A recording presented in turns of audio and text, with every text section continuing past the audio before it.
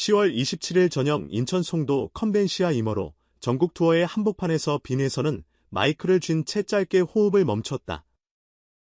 화면 뒤로 한 장의 흑백 사진이 떠올랐다. 세월이 묻은 50대 부부의 웨딩 사진, 마주 잡은 두 손 서로를 바라보는 눈빛. 반주가 시작되자 그는 자신의 자작곡 한 곡을 예고했다. 그런데 첫 소절을 내뱉는 순간 입술이 떨렸고 노래가 멈췄다. 객석은 일제히 숨을 죽였고 무대 위에는 정적이 내려앉았다. 그는 짧게 고개를 숙인 뒤 담담히 입을 열었다. 이 노래는 부모님 세대를 위해 준비했습니다. 함께 견뎌온 시간, 서로의 주름까지 사랑하시는 분들을 위해. 공연장은 그 말 한 줄로 성격이 달라졌다. 축제의 공간을 넘어 한 세대의 삶을 위로하는 의식으로 전환되었다. 두 번째 전조가 흐르자 스크린에는 전국에서 도착한 가족 사진들이 이어졌다. 아이를 품에 안은 어머니의 옆모습, 공원 벤치에서 손을 흔드는 아버지의 얼굴, 낡은 거실 앞에서 다 함께 찍은 명절 사진. 영상 편집이 화려하지 않았다는 점이 오히려 마음을 건드렸다. 꾸민 감동이 아니라 삶의 기록이었기 때문이다. 장면이 넘어갈 때마다 객석 여기저기에서 숨죽인 흐느낌이 번졌다. 그리고 조용히 누군가가 후렴을 따라 불렀다. 또 다른 누군가가 화음을 얹었다. 잠시 뒤 수천 명이 동시에 같은 가사를 읊조렸다. 우리의 사랑은 아직 끝나지 않았다. 지휘자도 연습도 없었지만 합창은 곧바로 하나의 호흡이 됐다. 흔한 떼창이 아니었다. 각자의 사연이 통로를 찾아 서로에게 접속하는 순간이었다. 공연 후반부 빈에서는 반주를 멈추게 하고 객석을 천천히 둘러봤다. 그의 시선이 멈출 때마다 화면에는 또 한 장의 사진이 떠올랐다. 본인 부모의 젊은 날 지방 콘서트장에서 만난 어느 노부부의 60주년 기념사진, 관객이 사연과 함께 보냈다는 소박한 생일 케이크 사진. 그는 마이크를 쥔 손에 힘을 주며 단호하게 말했다.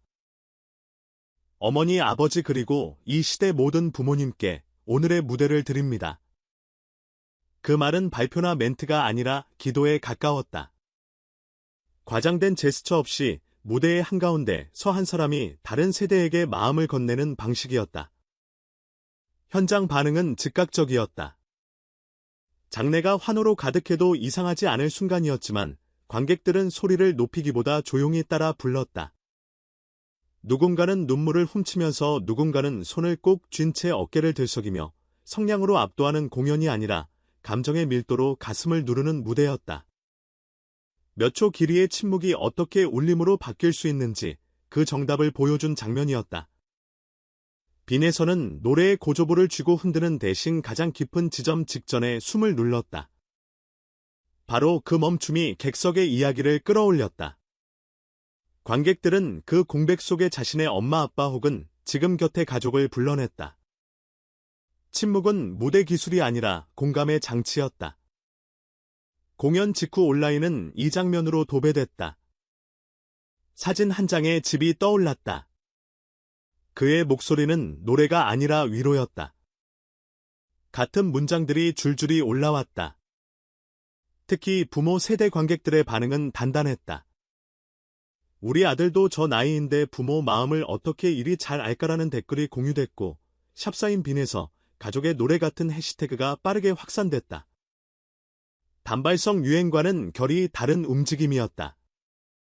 콘텐츠 소비가 아니라 기억의 회복국의 이날 밤 관객들이 체감한 경험에 가까웠다. 무대 연출은 의도적으로 절제되어 있었다. 오버헤드 라이트는 화려하게 쏟아지지 않았고 스크린 전환은 간결했다. 소리의 배치도 안전했다. 밴드는 과시 대신 숨을 맞췄고 보컬은 과장된 애드리브 없이 본선에 집중했다.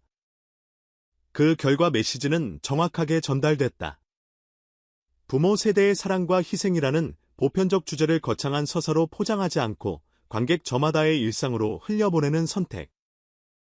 빈에서의 강점이 여기서 드러난다. 그는 거대 담론을 선포하기보다 각자의 자리에서 평범하게 느끼도록 설계한다. 무대는 웅장하지만 감정은 아주 사적이다. 그래서 사람들이 울었다. 프로 무대 경험이 길어질수록 가수는 보통 더 많은 것을 얹고 싶어진다. 고난도 편곡, 파격적 장치, 장르 융합. 그러나 이날 빈에서의 전략은 반대편에 있었다. 덜어내기, 비우기, 멈추기. 보컬은 정확한 포인트에서 맺고 끊겼고 쉬는 박자는 메시지를 위한 틈으로 쓰였다. 공연 내내 높고 길게 밀어붙일 수도 있었겠지만 그는 가장 중요한 순간에 스스로 뒤로 물러났다. 그 공간에 관객의 목소리가 들어왔다. 객석 합창이 무대를 대체한 몇 분이야말로 공연의 하이라이트였다. 가수가 주인공인 쇼가 아니라 관객이 주인공인 의식. 대형 투어의 스케일로 개인의 이야기를 살려내는 드문 방식이었다. 이 무대가 남긴 것은 기록이 아니라 습관일지도 모른다. 부모님께 전화 한 통 더 하게 만드는 습관. 오래된 사진첩을 꺼내보게 하는 습관. 식탁에서 수고했어라는 말을 한 번 더 꺼내보게 하는 습관.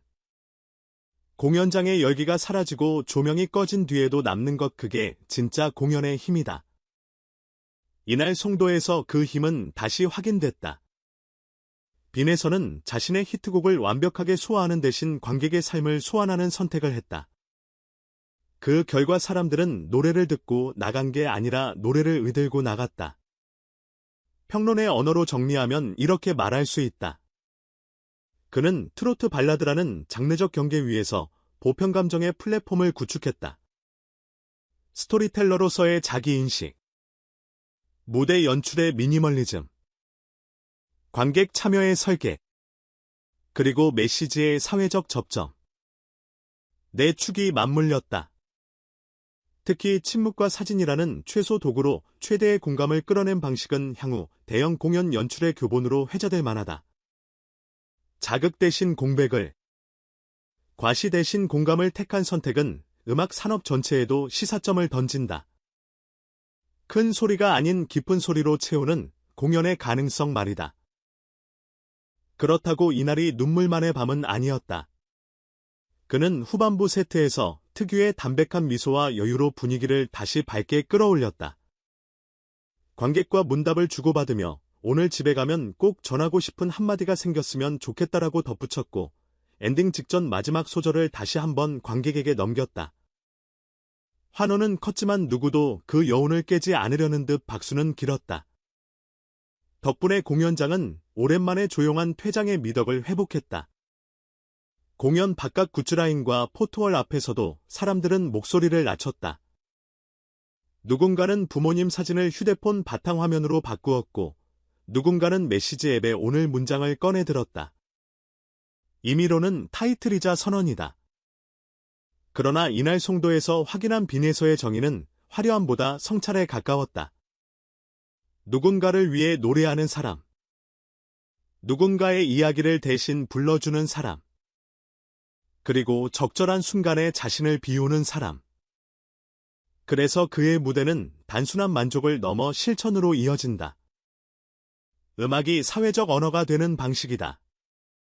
빈에서는 늘 말해왔다. 제가 부르는 건 제 얘기가 아니라 여러분의 얘기라고. 이 문장은 슬로건이 아니라 설계도였다. 무대 장치, 세트리스트, 멘트, 침묵. 모든 요소가 이 문장을 증명했다. 밤 10시. 조명이 완전히 꺼지고 관객이 빠져나간 뒤에도 스크린에는 흑백 사진 한 장이 잠깐 더 남았다가 사라졌다. 한 장으로 시작해 한 장으로 끝난 무대. 그 사이를 채운 건 기술이 아니라 사람의 마음이었다.